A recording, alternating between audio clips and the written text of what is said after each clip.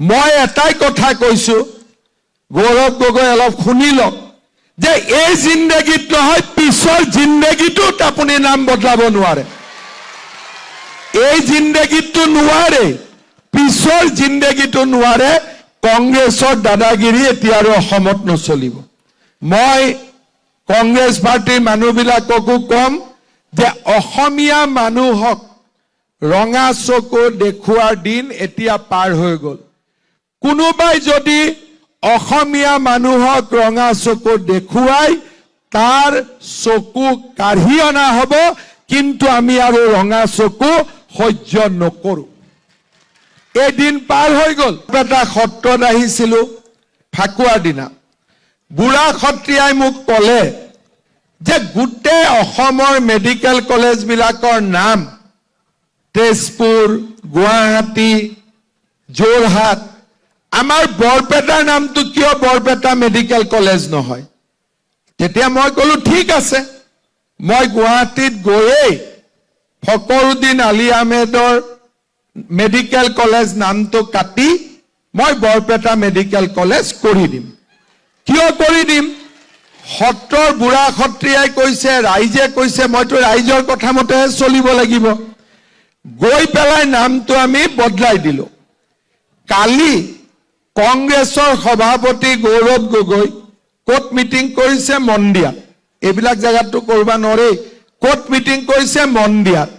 আৰু মন্দিয়াত গৈ কৈছে যে কংগ্ৰেছ চৰকাৰ আহিলে আমি বৰপেটা মেডিকেল কলেজৰ নামটো বদলাই পুনৰ ফকৰুদ্দিন আলী আহমেদ মেডিকেল কলেজ কৰি দিম।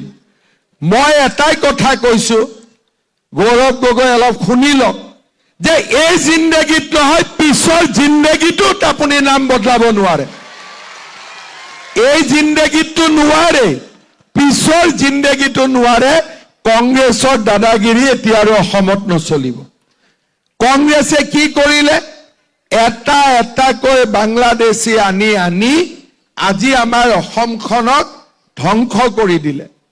আৰু লাহে লাহে আমিও ভাবিলো যি হৈছে হ'ব, কিন্তু যোৱা 5 বছৰত আমি অসমৰ মানুহক দেখুৱাই দিছো যে এতিয়াও আমাৰ শৰীৰত তেজ নোহোৱা হোৱা নাই। আজিও আমি যুঁজিব পাৰো, সেই শক্তি আজিও আমাৰ হাতত আছে। আৰু সেইকাৰণে মই গৌৰৱ গগৈক ক'ব খুজিছো, আপুনি মন্দিয়াত যি গৈ হুলস্থুল কৰে কৰক, বাগবৰত গৈ যি হুলস্থুল কৰে কৰক, কিন্তু বৰপেটা মেডিকেল কলেজৰ নাম আৰু এই জীৱনত আৰু বদলিব নোৱাৰিব। Barpeta medical college Barpeta medical কলেজে থাকিব। মই ঠিকে কৈছো নে নাই কোৱা? আগৰ দৰে জনিয়া বাগবৰৰ পৰা বৰপেটা জিলা নিয়ন্ত্ৰণ নহব। এদিন পাৰ হৈ গ'ল। এতিয়া বৰপেটা জিলা নিয়ন্ত্ৰণ হ'ব বৰপেটাৰ পৰা, সৰ্থেবাৰীৰ পৰা, বহৰীৰ পৰা। আমি বৰপেটা জিলাক নিয়ন্ত্ৰণ কৰিম। আগৰ দিন এতিয়া পাৰ হৈ গ'ল।